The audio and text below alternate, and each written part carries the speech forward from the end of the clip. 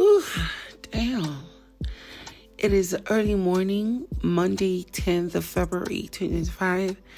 And it is crazy with what we're seeing in Big Brother's house. Last night was a lot. And I'm going to unpack every detail of everything that happened after the eviction in 1 or 2 or 3 videos. So you have to stick around on this channel, subscribe, click on the bell button beside for notification every post I make, and share comments down below and share this video so that more people can get to see.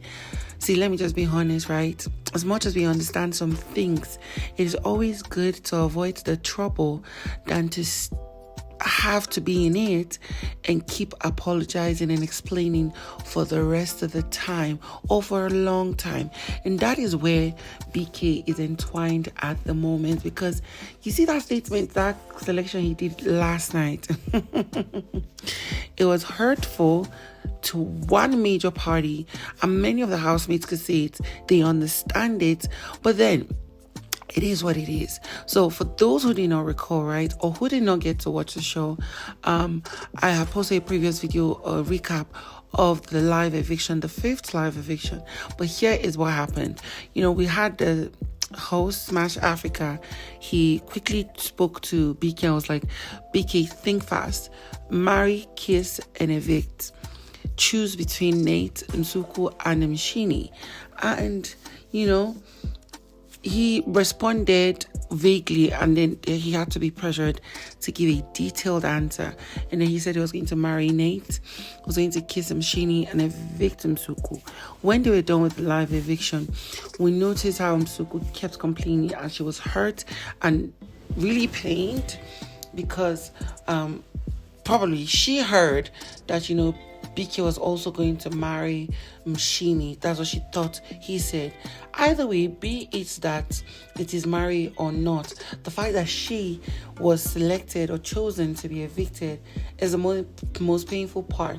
You know, she confronted him immediately around the kitchen where we had Tyrone and I think one other lady, I think it was Mata.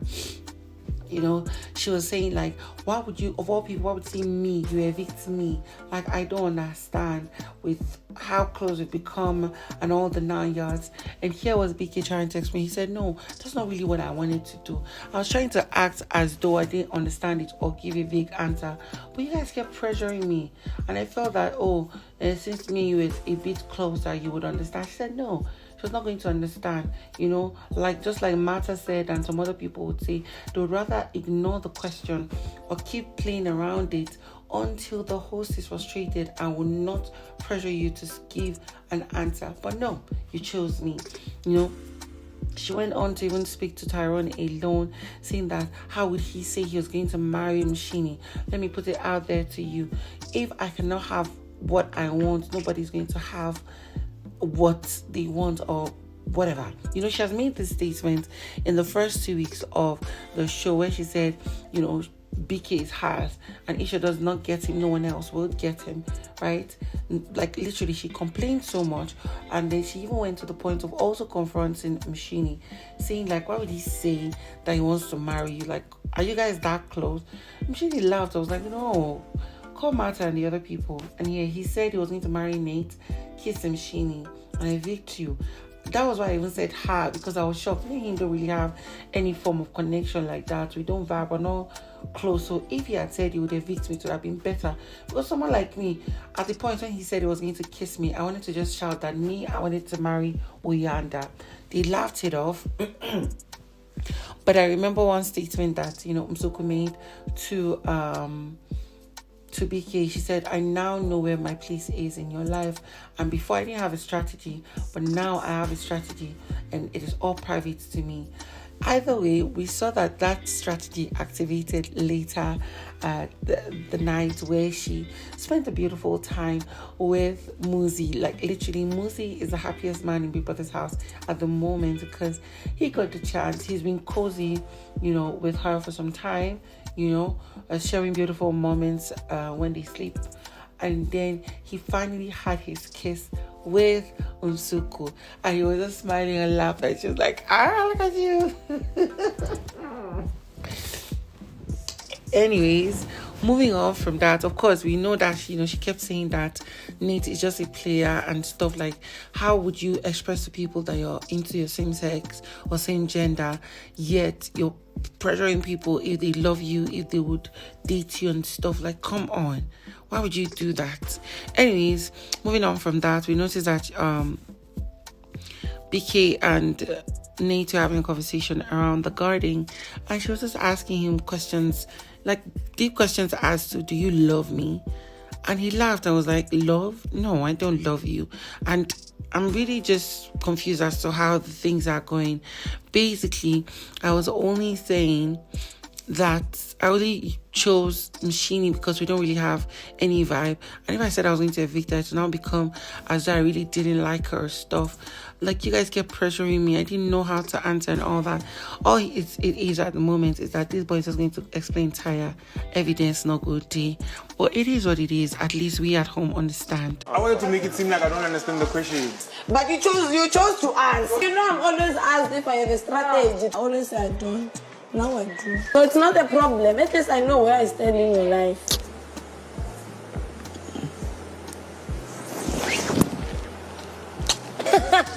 Love? No. I knew there was going to be a session of I wish, I did or did not.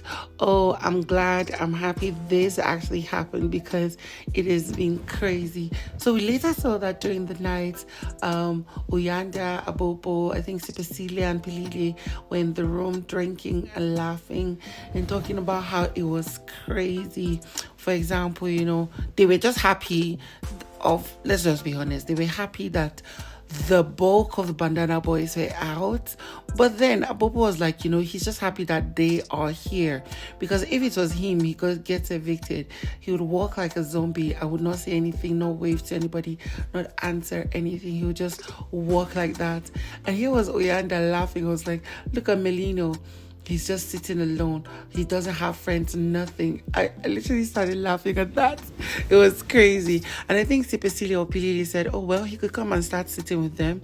While they were saying all this, Melino was in the garden, sitting down, just staring into the air or the atmosphere while it was raining. I was like, oh, it is the reminiscing for me. We then noticed that Jojo and Tyrone were also having a conversation around that same garden.